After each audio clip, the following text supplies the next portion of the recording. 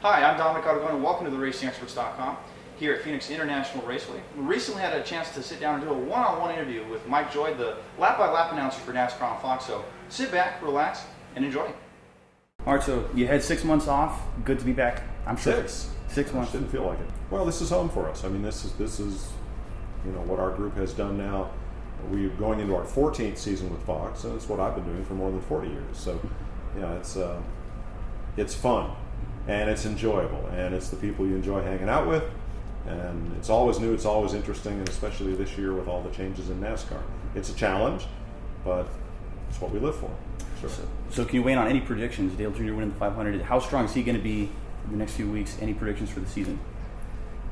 I don't like to predict things because it makes 42 people mad, and their fans. Yeah. If you pick one person, so we're more reactive than we are predictive until we get into the race, and then we start looking at things that are likely to happen going forward. Mm-hmm. But as far as who's going to win, or who's your favorite, or who do you like, we like them all. Yeah. So what we want to see is a good, safe, competitive race. And if somebody wins that has a big fan following, or really advances their stature by winning, that's a bonus. All right, talk about some of your maybe not favorite racetracks, but some of the races you're looking forward to that you've got circled on the schedule that you're ready to either call or to watch on TV or see in person at the racetrack. Well, we're ready to call all of them. That's what we do. There are some tracks like Sonoma that we wish were on our schedule. Even New Hampshire, Pocono, we don't have those tracks, and some of that will change in 2015 when Fox goes back to having the whole first half of the season, and NBC has the second half. We'll pick up some of those races that we've been missing. The short tracks always stand out, both for the action, the closeness of competition, the hurry-up nature of absolutely everything. So Bristol, Martinsville, Richmond, those would certainly be near the top of the list. And as a broadcaster, you've been doing this for about how many years now? Forever. I started doing public address for racing in 1970, and first went to Daytona in 75, and I've been involved in the live broadcast of the race at Daytona, either for radio or television, since 76. Wow. And long time. So how many years do you plan on still being in the business and working for Fox Sports? Again, forever. Now that won't be up to me. Certainly, I guess baseball is the sport where people with a lot of tenure and a good memory of things that happened back in the day still have value. So as long as they'll have me, I'm going to be here. I have a long-term arrangement with Fox, and like I say, as long as they're happy, I'm happy. And you've had the chance to call some baseball games. Are we going to see you back in the baseball booth? That's up to Fox. They do have situations in the fall where all of their football announcers are at one end of the country, and the people who do football and baseball can't easily commute back and forth. Mm-hmm. If another opportunity to do that arises, I would certainly welcome that. All right. And anything else you'd like to share with us? Open-ended. I think people don't realize what's involved in putting a telecast together as far as the preparation that's necessary by both the announcers, the technical crew, the producers, the directors, and how some things are just beyond our control. We have had some issues with our graphics package and some elements that we thought were important to have, and yet sometimes the technology works and sometimes there are glitches and difficulties. The viewer doesn't understand that. He either understands that it's there and it works, or it doesn't. And so we've got a few things that are a work in progress, and we just ask people to have a little patience, because we want to give you the best telecast possible. And we have over 200 people at each race whose job is to do just that. And they do a great job.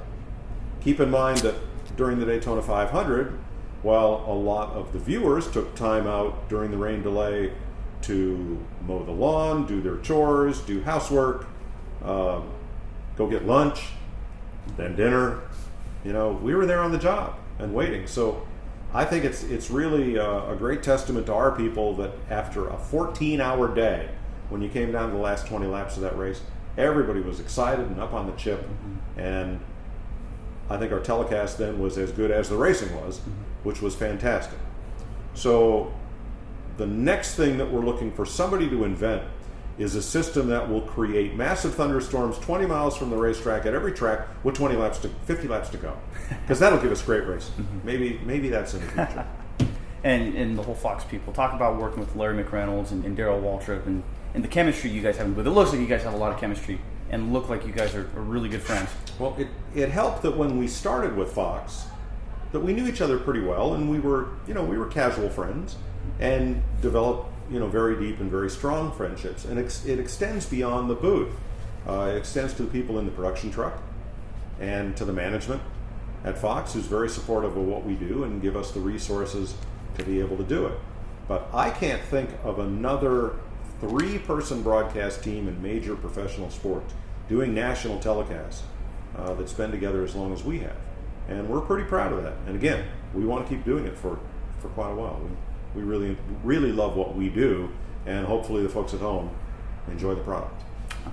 One last question. So about your son, how is he with his racing career? I know you were saying he was going to start out in go-karts, or he was wanting to. And Scott started with Bandolero cars, which are full-bodied, full roll cage cars, and I guess they do about 60 or 70 top end if they're geared right, 2-cylinder engine, and did 3.5 seasons of that.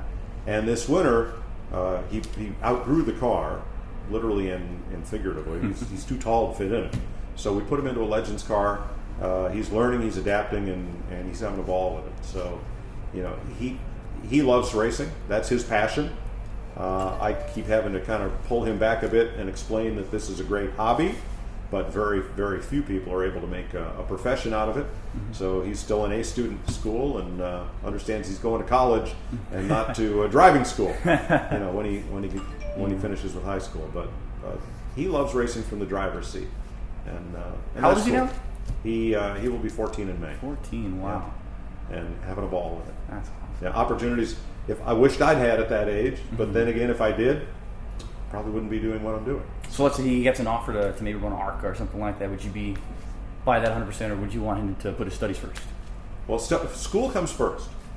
Absolutely, school comes first, because you can always come back and race. I think he's a long, long way from something like that. He's thinking late model racing is the next step, and I'm thinking, boy, I hope he finds a sponsor. But I'm fully supportive of what he's doing, as long as he's learning and growing, and as long as he's enjoying it. If it starts to become like work, then we need to do something else. All right, that should be all the questions. Okay. All right, fellas, thanks. Appreciate that. Sure. Thank you. You bet. Thanks. All right. And as you can see, Mike Joy is definitely having a fun time here at NASCAR on Fox, and he plans on staying forever. Dominic Aragon for the RacingExperts.com. Have a good day.